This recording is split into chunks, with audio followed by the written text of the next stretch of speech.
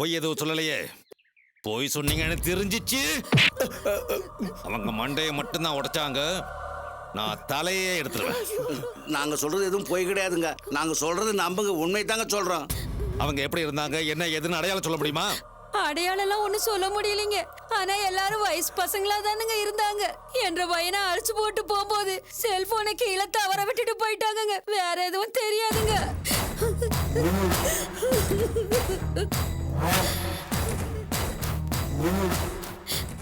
ஏனுங்க, அந்த செல்போன் இதுதானுங்க.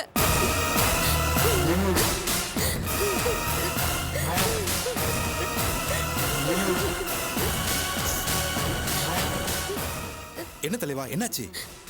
கடைசியா டயல் பண்ண நம்பரை போட்டு பார்த்தேன், சுவிட்ச் ஆஃப்னு வருது.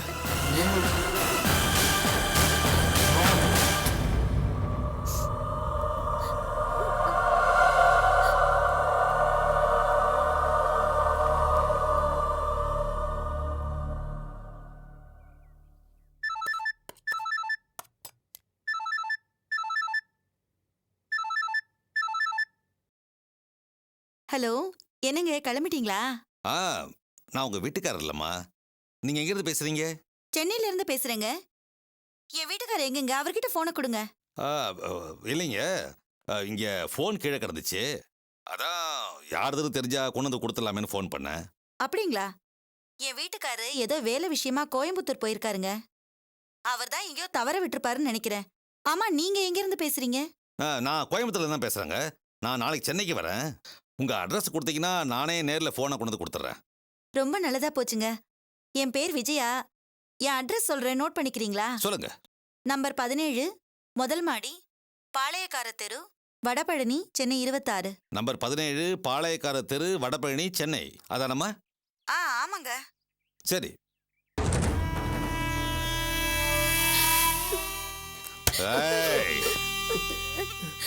இந்த போன் கிடைச்சதுனால தப்பிச்ச இல்ல?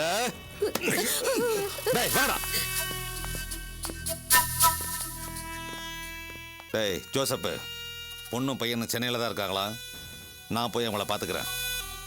இது வரைக்கும் நீ எனக்கு ஹெல்ப் பண்ணதுக்கு ரொம்ப தேங்க்ஸ். என்ன தலைவா, என்கிட்ட போய் நன்றிலாம் சொல்லிட்டு இது என் கடமை தலைவா. இந்தா வச்சுக்க. இல்ல வேண்டாம் தலைவா, பரவாயில்ல. டேய் போடுறா. இல்ல இருக்கட்டும் தலைவா. சரி, வண்டியில் ஏறு. உன்னை பஸ் ஸ்டாண்டில் ட்ராப் பண்ணிட்டு நாங்கள் சென்னைக்கு போகிறோம். சரி தலைவா. ஏறுடா.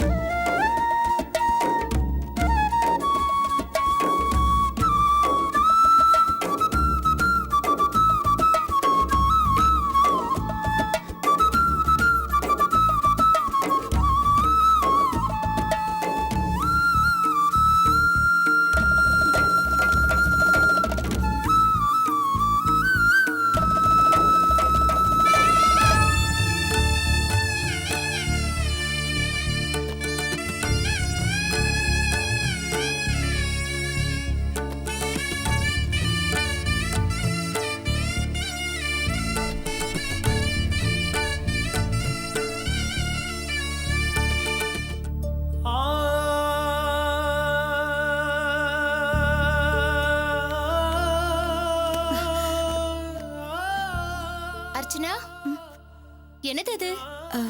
ஒன்னும் இல்லையே. இப்ப நான் வரும்போது ஏதோ பாத்துட்டு இருந்தேன், நான் வந்ததும் மறைச்சு வச்சுட்டேன். என்னது அது? ஒன்னும் இல்ல பிரியா.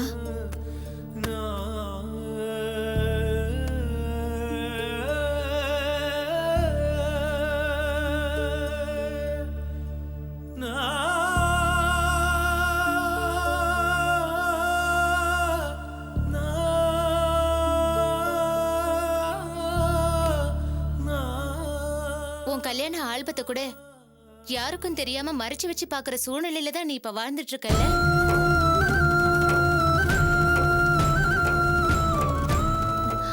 ஆமா, என்ன திடீர்னு கல்யாண ஆல்பத்தை எடுத்து பார்த்துட்டு இருக்க?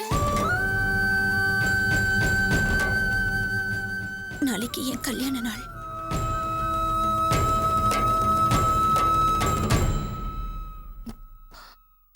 ஒரு வருஷம் ஆயிடுச்சுல்ல? உன்னை கட்டி பிடிச்சி வாழ்த்துக்கள் சொல்லணும்னு ஆசையா தான் இருக்கு. ஆனா என்னன்னு வாழ்த்துறது? நீ பேருக்கு தானே திருமதி செல்வம். ஆனா இன்னும் நீ செல்வி அர்ச்சனாவா தானே வாழ்ந்துட்டு இருக்க.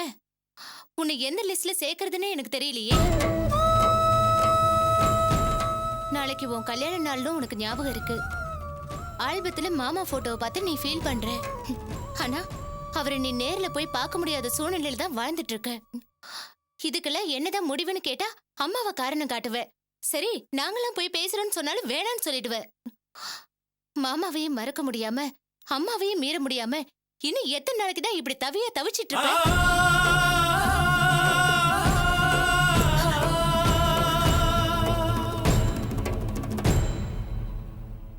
நீயே உன்னை குழப்பிக்கிட்டு உன் வாழ்க்கையை மட்டும் பாழாக்கிக்கிறது இல்லாம ஏன் ஒரு நல்ல மனுஷனோட வாழ்க்கையை இப்படி பாழாக்குற?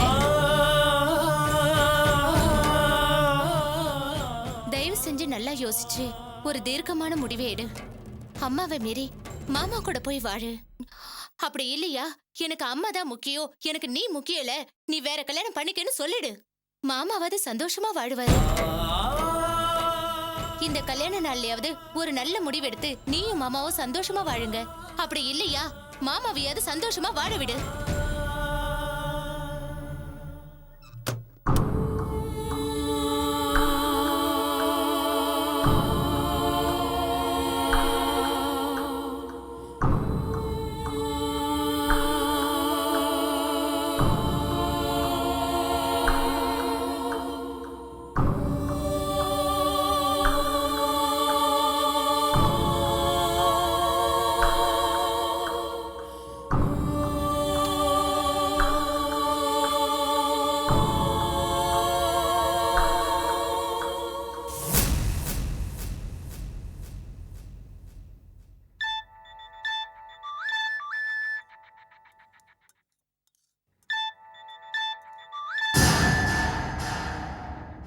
டேய், என்னடா ஃபோன் ரிங் ஆகிட்டே இருக்கு, நீ எடுக்கவே மாட்டேங்கிற?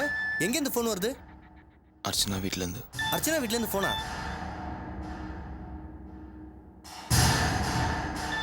அன்னைக்குமா அர்ச்சனோட அம்மா தான் நகையை கேட்கறதுக்காக ஃபோன் பண்றாங்கன்னு நினைக்கிறேன். இருக்கட்டும் மேடா, உன் நிலைமை அவங்களுக்கு தெரியாதா? எடுத்து பேசு. நாளைக்கு கல்யாண நாள்டா. அதை சொல்லி நாளைக்கு நகையை கொடுன்னு சொன்னாங்கன்னா நான் எங்கேருந்து போறது? பரவாயில்லடா, நாளைக்கு முடியாது, இன்னொரு நாளைக்கு தரேன்னு சொல்லு. இந்த நிலைமையில எப்படிடா தர முடியும்?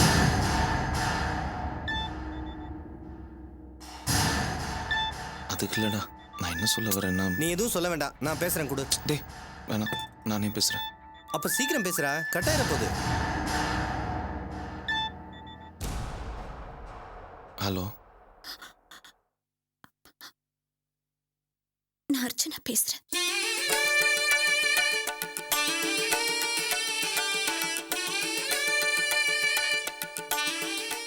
என்னடா? அர்ச்சனாடா. அர்ச்சனாவா? பேசு பேசு பேசுடா. நீ எங்க போற?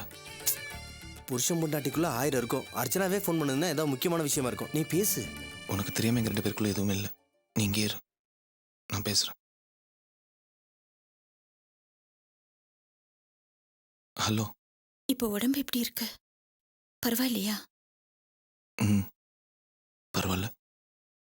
எனக்கு தெரியும், என் மேல உனக்கு கோபம் இருக்கும். ஹாஸ்பிட்டல் வரைக்கும் வந்துட்டு நீ எங்க இருக்கன்னு தெரிஞ்சிருந்தோம் ராணி கெஞ்சியும் கூட என்னால வர முடியல. உங்க அம்மா பேச்சை கேட்டு என் கூட வாழவே முடியாதுன்னு சொன்னேன். உங்க அம்மா பேச்சை மீறி என்னை பார்க்கவா வந்துட போற? நீ வரமாட்டேன்னு எனக்கு தெரியும். என்ன மன்னிச்சிடு. எனக்கு வேற வழி தெரியல. அதனால தான் உனக்கு சீக்கிரமா உடம்பு குணமாகணும்னு கோயிலுக்கு போய் விளக்கு ஏத்திட்டு வந்தேன். சொன்னா சிவா சொன்னா நீ எனக்காக போய் கோயிலில் செஞ்சதெல்லாம் சொன்னா. இப்போ ஃபோன் பண்ணி உடம்பு எப்படி இருக்குன்னு வேற விசாரிக்கிறேன். ஆச்சரியமா இருக்கு. நான் விசாரிக்கிறதுக்கு மட்டும் ஃபோன் பண்ணல. வேற எதுக்காக ஃபோன் பண்ண? நாளைக்கு நம்ம கல்யாண நாள்.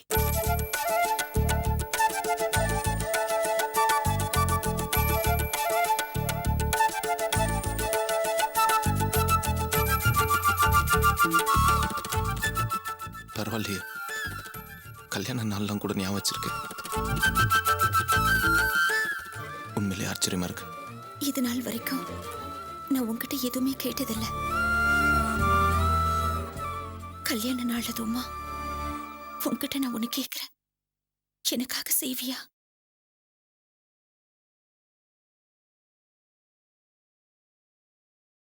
அர்ச்சனா, கல்யாணம் முடிஞ்சு என் கூட வாழ்ந்த இந்த கொஞ்ச நாள் நீ ஏதாவது ஆசைப்பட்டு கேட்க மாட்டியான்னு நான் ஏங்கிட்டு இருந்தேன்.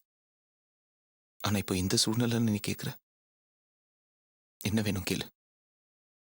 நான் கேட்டதுக்கு அப்புறம் மாட்டேன்னு சொல்ல மாட்டியே? இத்தனை நாள் கழிச்சு முதல் தடவை ஆசைப்பட்டு ஏதோ ஒன்று கேட்க போற. வாங்கி தர மாட்டேன்னு சொல்ல மாட்டேன். கண்டிப்பா தருவேன். என்ன வேணும் கேளு. என்ன டைவர்ஸ் பண்ணிடு.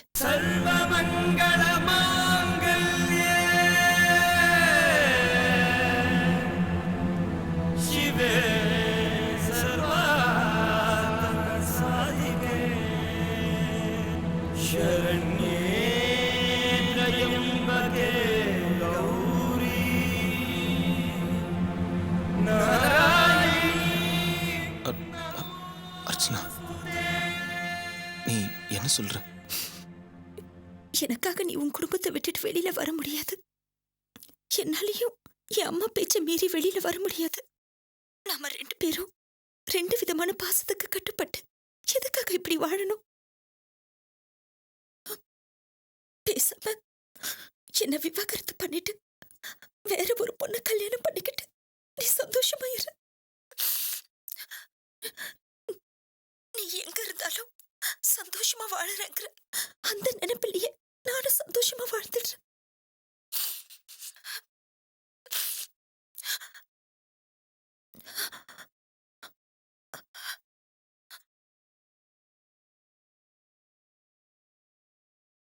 என்ன பதிலே காணோம்? அதான் உன்னோட ஆசைன்னா நான் என்ன சொல்ல முடியும்? ஆனா பதிலுக்கு நானும் ஒன்னு கேட்கிறேன். அது உன்னால செய்ய முடியுமா?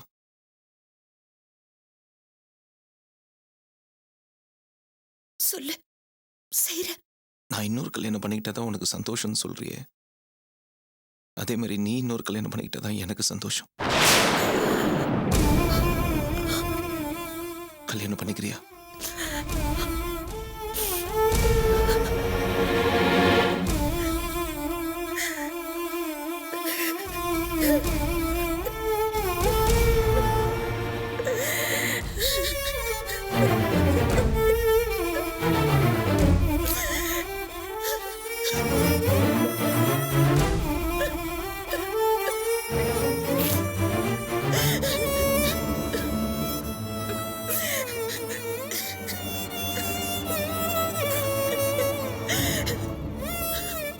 சொல்லு அர்ச்சனா, பண்ணிக்கிறியா? என்ன வார்த்தைகளால கொல்லாது. என்னால முடியாது. உன்னால முடியாதுல்ல, அப்ப என்னால மட்டும் எப்படி முடியும்? நீ ஆம்பளை, உன்னால முடியும். ஆம்பளையா இருந்த என்ன, பொம்பளையா இருந்த என்ன, மனசுங்கிறது ஒண்ணு தானே.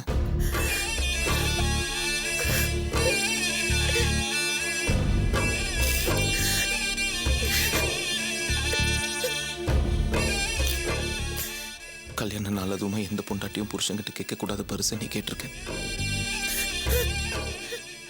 இப்ப பதிலுக்கு நானும் உன்கிட்ட ஒண்ணு கேட்கிறேன். அது உன்னால நிறைவேற்ற முடியுமா? கேளு.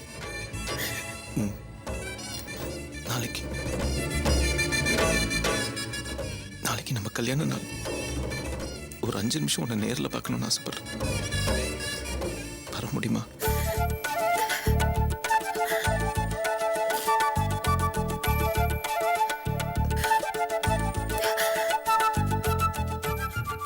இதை பாரு அர்ச்சனா, இந்த ஜென்மத்தில் இதுக்கப்புறம் நீயும் நானும் சேர்ந்து வாழ முடியுமான்னு தெரியல. கடைசியா உன்னை ஒரு தடவை பார்க்கணும்னு அதை ஆசைப்படுறேன்.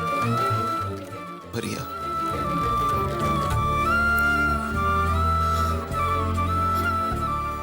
அது மட்டும் முடியாது.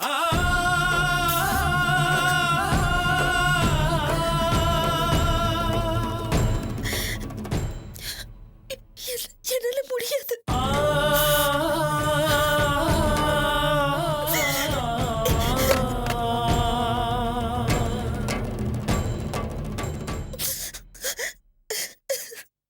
என்னடா என்ன சொல்லிச்சு? வர முடியாதுன்னு சொல்லி ஃபோனை வச்சுட்டடா. போடா. கல்யாண நாள் அதுவுமா ஒரு புருஷன் கூப்பிடுறேன். ஒரு 5 நிமிஷம் வர தயாரா இல்லை. இவ்வளோ அம்மா விட்டு வாழ்நாள் பூரா வந்து வாழ போறா. மச்சான் கவலைப்படாதடா, கண்டிப்பா நடக்கும்டா. அட போடா, எனக்கு அந்த நம்பிக்கையே இல்லை.